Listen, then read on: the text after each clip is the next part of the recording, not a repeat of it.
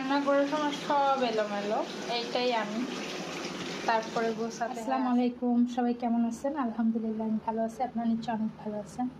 রান্না করতেছি, আর আজকে খুবই ইউনিক একটা রান্না করতেছি, যেটা এর আগে আমরা খাই নাই, কিন্তু দেখলে বুঝবে। পুড়ে যাচ্ছে, আগে তেলটা দিয়ে নেই।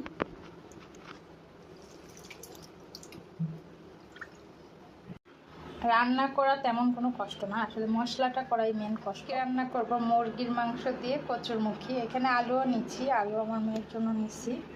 আর এই তো মশলা রেডি, এখন শুধু রান্নাটা করতেই বাকি। তেল অলরেডি অনেক গরম হয়ে গেছে, রান্না অনেক দূর এগোয় ফেলছি।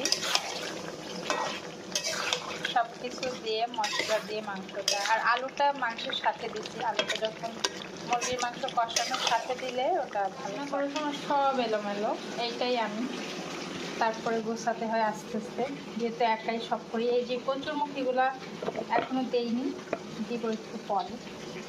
এটা এখন দিলে ভেঙে যায়। প্রথমবারের মতো কচুরমুখী দিয়ে মুরগির মাংস রান্না করতেছি, মানে এটার ফাইনাল লুক দেখার জন্য আমি অনেক এক্সাইটেড।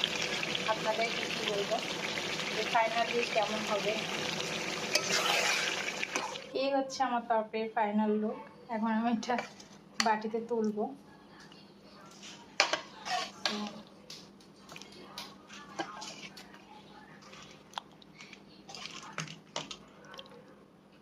এটা কি মুরগি বাবা? নাম বলো তো। সেদিন তোমার আঙ্কেল কি যেন নাম বলছিল, ওই যে মুরগির আঙ্কেল, আমি তো নামটা ভুলে গেছি। যে মুরগিটা দিয়ে রোস্ট করা হয়।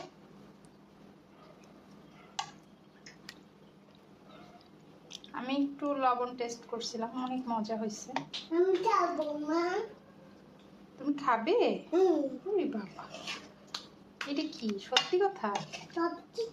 হ্যাঁ, লিখিত দাও আগে, লিখে আমি একটা পেপার রেডি করে তুমি সাইন করো, তারপর আমি বিশ্বাস করবো যে তুমি খাবে।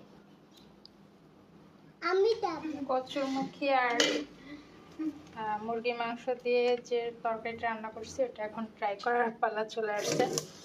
এই প্রথমবারই খাবো তো, সবার খাওয়া শেষ, এখন আমি খাবো, কারণ আমার গোসল করতে একটু লেট হয়ে গেছে।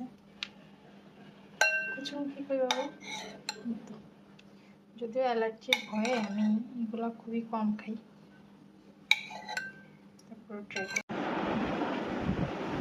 সবার খাওয়া শেষ, সবাই খুব ভালো রিভিউ দিচ্ছে। এবার আমরা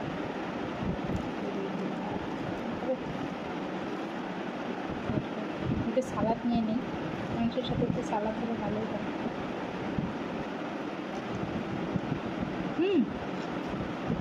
মজা, এত মজা হবে এটা কখনো ভাবতেও পারিনি। নিচে কচুরমুখী বলে, গাঁটি বলে, খুলনাতে অনেক ভাষাই বলে।